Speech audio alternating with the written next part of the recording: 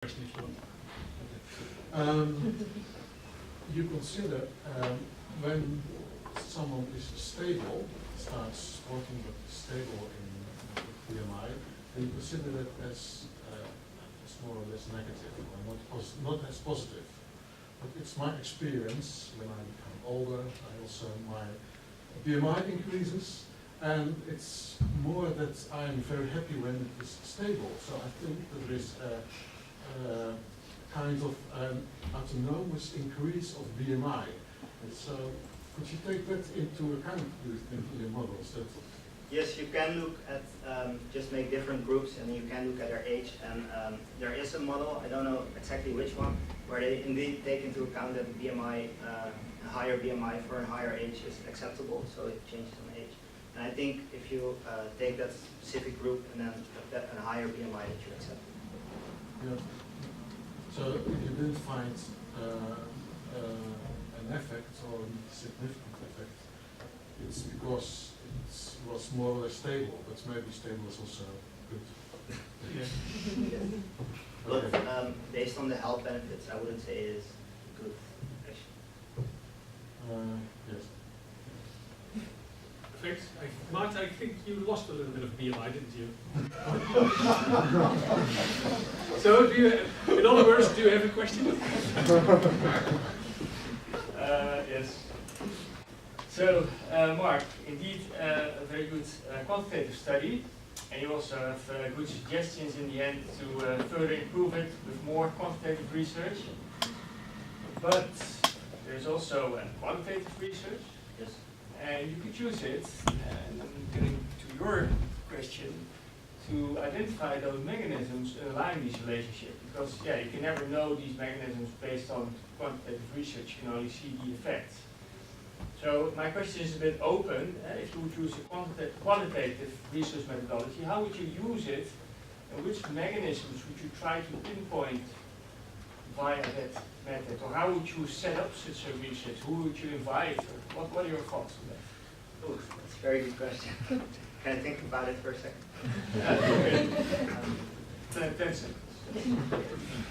In my report, I wrote about examining the health attitude and the travel behavior attitude. So I would focus on these two. So how important they think health is in their life, for example. And I would do this by, how would I do this? I think I would go for interviews and then examine in more depth why they think what they think about their travel behavior, if they like it as it is now, what they think about their lifestyle as it is now, and how they see certain the importance of certain health points. Would it make sense to directly ask people whether they substitute leisure physical activity for active travel or vice versa, or whether it's complementary, or doesn't it make sense in your quantitative frame of mind? I think it makes sense to just ask them if they, because a lot of people, when I've told them that I was examining active travel and the relationship to other physical activities, and I explained that I think there's a possible substitution effect, a lot of people say, oh yeah, I recognize that. So I think a lot of people sort of acknowledge the idea. So I think you can ask people what they think. But apparently they're wrong, Yes. on average. Yes, that's Yeah. Okay. Thanks. No further questions No, asked. hear my question? Or? But do you have an additional question, Maarten, or is this? Okay.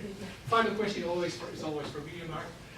Suppose there would not be any time restrictions, any data restrictions, any monetary restrictions. How would the ideal research look like, in your opinion, if you want to explore the effects of more walking and cycling on health? yes. You can choose both, or one of the two is also possible. Okay, so we'll focus on this one. And the first change I would make is, so change the time lag, as I've explained. Furthermore, here we talked about self-measured data, And I think it's interesting to see if you would include, for example, you can measure the exact amount of active travel by using GPS and accelerometers. You get a better, because people forget that they made a trip, so they will forget, and they now made estimations on Yes. how much kilometers they travel. So I think that will increase your understanding of the relationship.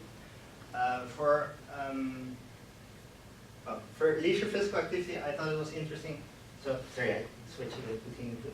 But for leisure physical activity, I think it's interesting because now I only examine the hours of a sport. But there's a difference between how many hours you do a certain sport. The intensity is also of importance. So I recommend to use the metabolic math levels. I don't know. So you give a value to what kind of sport you do. And if you take that into account, you can also take into account the intensity of the sport and then the relationship with active travel. That's what I would do. Let me think, what more? Yeah, for mental health, I would recommend to look at specific mental health disorders because I think it's interesting to see the difference between the different mental health disorders and active travel only. And would you still look at the full group, one sample as one group, or would you suggest any latent classes or so for all the groups of people? Actually, because the health benefits are different for groups, I would look into specific groups. Which groups do you have in mind? Higher BMI, lower BMI, and also mental health people, not mental health people. Also people who sport a lot, people who don't sport a lot. Yes. Which groups? Makes sense. We leave it up to here.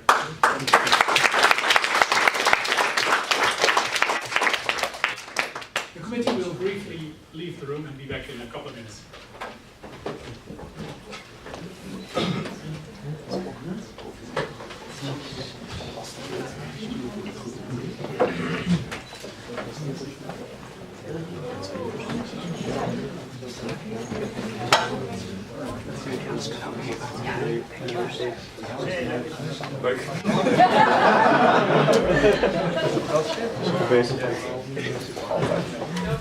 Maar het is ook knal. Ja. Je kunt het terugkijken, college. Ja,